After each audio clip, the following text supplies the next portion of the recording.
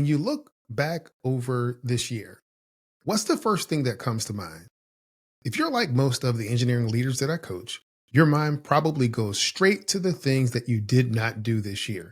The project that ran over budget, the crucial conversation still waiting to happen, or the fitness or nutritional goal that faded somewhere along the way. Before you start selecting your goals for next year, there are three simple questions that every leader needs to ask.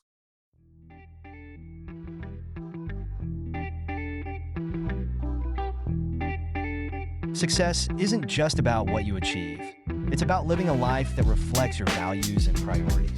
Welcome to Engineer Your Success, the podcast that helps you lead with intention and live fulfilled.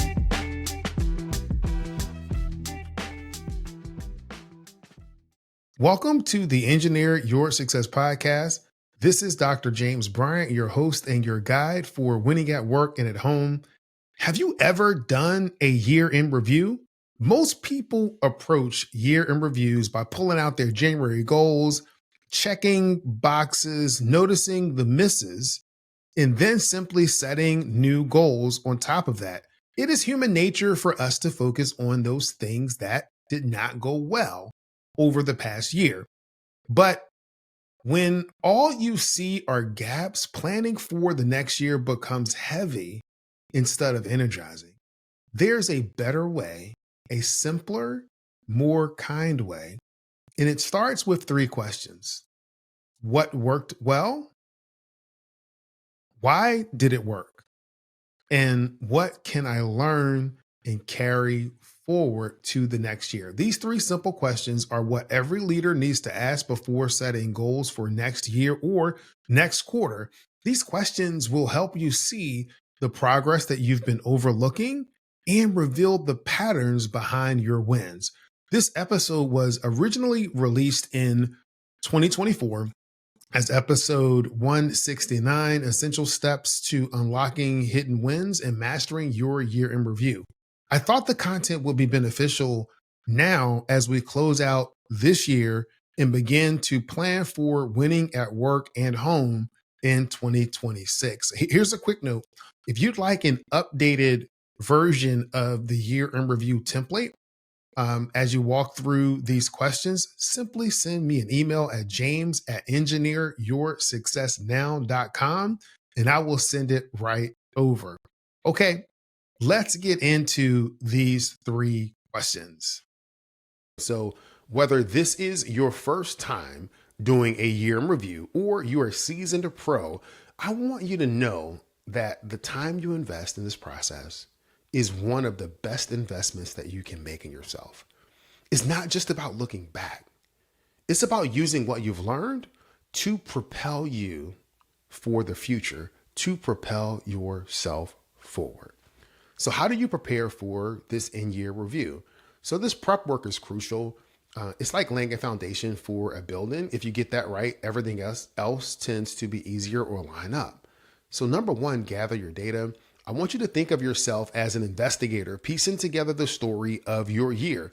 Pull all of those goals that you set way back in January. Yes, even the ones that you haven't looked at since then.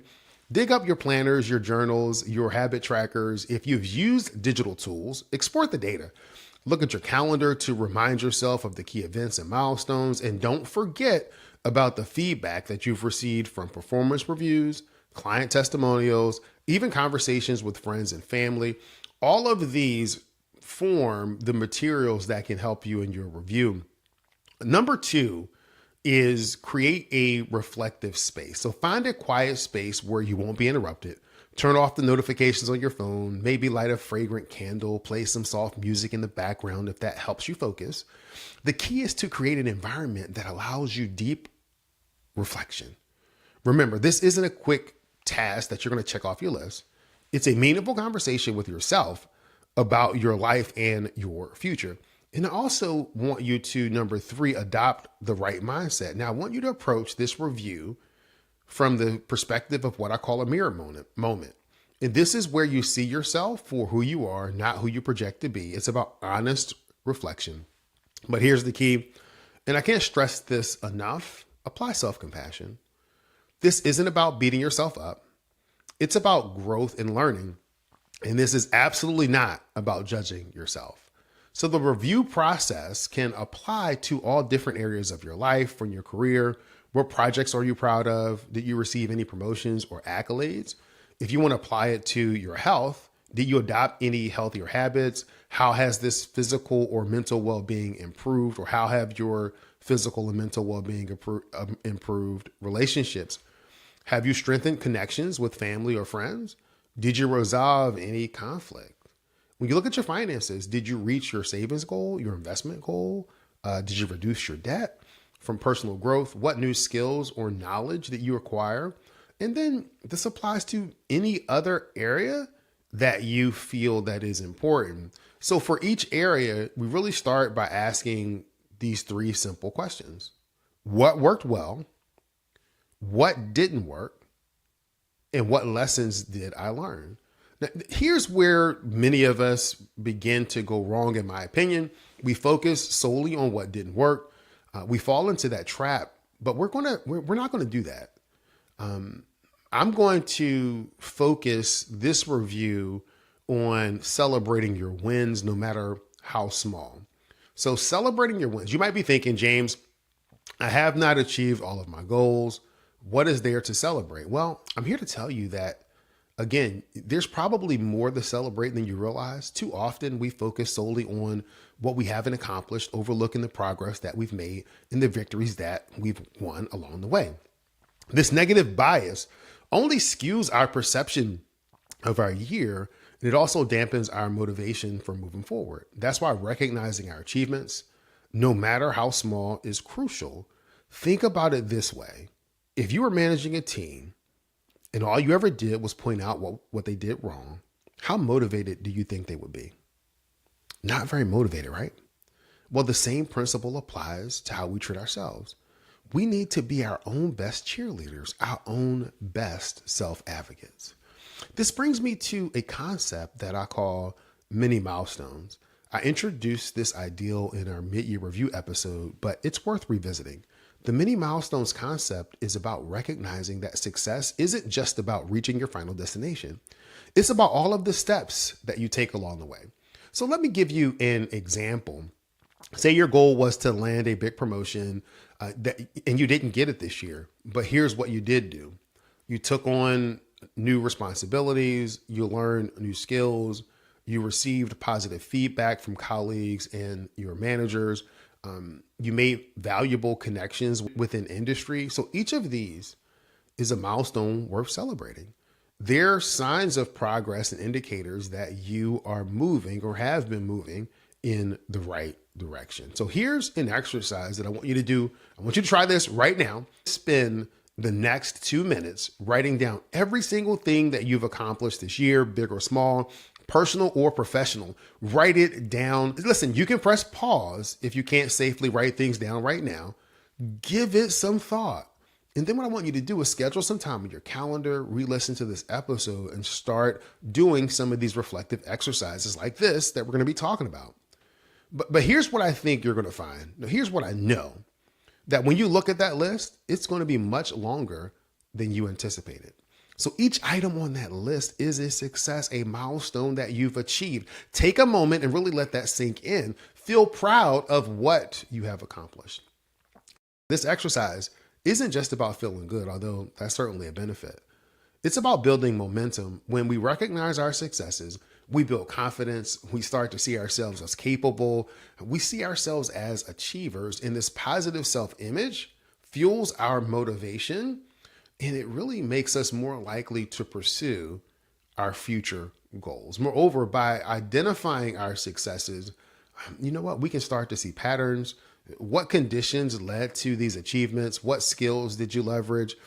This insight is incredibly valuable as you plan for the future. So as we continue with our year-end review process, I want you to keep this mini milestones mindset. Yes, we are going to look at where we fall short, but we're going to approach failure from a foundation of recognizing and celebrating our successes. This is Dr. James Bryant, the coach in your corner. If you're an engineering leader who wants to win at work and at home without burning out in the process, I want to invite you to take the next step. Every week, I help my private clients bring order back to their leadership, their schedules, and their life, not because they're doing something wrong, but because success has become too heavy to carry alone. Together, we'll build the clarity, confidence, and systems you need to lead with purpose while staying present for the people who matter most, including yourself. If you're ready to build a career and a life that you don't need to take a vacation from, visit engineeryoursuccessnow.com to schedule your complimentary integrated success strategy call. Let's engineer your success together so you can win at work and at home. Celebrating our wins is absolutely crucial, but if we stop just at celebration, we're going to miss out on powerful opportunities for growth. So think of it this way. Celebration is like giving yourself a well-deserved pat on the back, but understanding why you succeeded, that's what gives you the roadmap to do it again and again and again. To help us do that, there's this process or concept that we call a success autopsy. So a success autopsy is about digging deeper into your achievements, going beyond the surface level celebration to understand the specific factors that made them possible. It's about dissecting what worked so you can create a repeatable blueprint for future success. So let's break it down in a few key areas. One, examine the factors that contributed to your success. What worked well? These might include external factors like being in the right place at the right time, or internal motivators like the extra effort that you put in for a project. For example, maybe you helped to land a big client and you were putting in extra research hours researching their needs, or perhaps you finally stuck to a fitness routine and you found an accountability partner. But identifying these factors is really the next step. So here's your task. I want you to take the list of accomplishments that we talked about in the earlier exercise, and I want you to pick one, and ask yourself, what were the key factors that made this possible? Was it your preparation, your timing, or your support from others? Did you leverage specific resources or networks? I want you to write everything down that comes to mind. Again, if you can't write safely, hit pause or come back to this and do that. Number two, I want you to identify the skills that you leverage. So every success requires certain skills, whether they're technical, interpersonal, or a combination of both. Maybe your strong presentation skills help you to win over a key client, or maybe your knack for time management allow you to juggle multiple projects really smoothly. For the same success you chose earlier, list the skills that you use. I want you to be specific. Don't just say communication skills. Was it your ability to simplify complex ideals, or maybe it was your skill of reading a room and adjusting your message accordingly? Number three is to determine how to replicate this success. So in this step is about turning insights into actions. So ask yourself, how can you recreate the conditions that led to this success? So let me give you a personal example. Earlier this year, I had an exceptionally strong quarter in my coaching business. When I did a success autopsy, I realized that a key part of this success was consistently showing up to every interaction with the intention of providing real value. Whether it's a quick call or an email or a brief check-in, my goal was always to offer something useful. Over time, these small, consistent actions led to clients coming on board. This approach has become a foundation for my future success blueprint. And that is focus on delivering value first, build trust, and let the relationships grow from there. Here's another example. One of my clients worked on being more open and receptive when considering feedback during a presentation. She realized that she often became defensive when questioned. So this may be during the question and answer period, but this really hindered her ability to connect with her audience. When we did a success autopsy on a particularly successful presentation, she identified that reviewing a worksheet on applying curiosity, she did that beforehand, that helped her stay open-minded. So this one pager served as a quick reminder to that approach. So now she approaches that time with curiosity rather than defensiveness. And so by consistently incorporating this practice, she's improving her engagement during Q&A periods and receiving positive feedback to her presentation. Now she makes it a point to review the worksheet almost before every presentation, turning a one-time success into a sustainable habit. Now it's your turn. I want you to take a few minutes now. Yes, we're going to wait. and perform a success autopsy on one of your achievements from this year. Identify the contributing factors, the skills you've leveraged, and brainstorm ways to replicate that success. All right, you can press pause and then come back. I'm going to assume that you're done. Now you put yourself in a position where you can replicate that over and over and over again, because what you're starting to do is uncovering the patterns behind your past wins. So armed with this knowledge, you're not just celebrating, you're strategizing for even bigger victories ahead. A big part of this process today was celebrating your wins, no matter how small. Once you've celebrated, then it's time to leverage those wins so that you can understand the deeper things behind those wins. And we call that a success autopsy. The time that you spend reflecting and analyzing will pay off greater dividends in the future. It's not just about celebrating what went right, it's about learning from it and using those lessons to fuel even bigger wins ahead. So I encourage you to take the time and to perform these exercises. Block out some time on your calendar this week, really dive into your year in review. Many people know what to do, fewer people know how to do it, and there's a select group of people that follow through, do it, and are living the life of their dreams. It is my desire for you to be part of that select group. This is Dr. James Bryant, your guide for winning at work and at home, and I want you to be great this week. Thanks.